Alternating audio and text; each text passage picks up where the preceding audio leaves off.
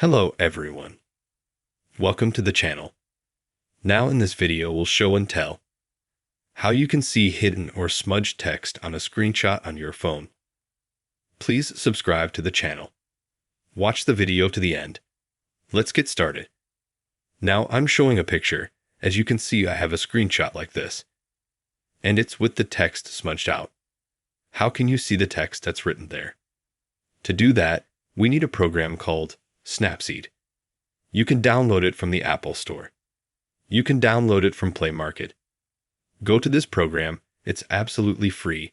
Download it now. Click on Add Photo. Here you select a photo. Then click on Tools. Choose Tools. Once again, click Tools. And then you need to adjust the brightness, contrast, and so on. We're going to set the first setting plus 100%. Contrast we set minus 100%. And all the other settings we try and set it to plus 100%. Try it out, see if it works. Set it to plus 100%. And there you go. As you can see, we can already see the text. Here's the name Tech Promotion. Username Tech Promotion.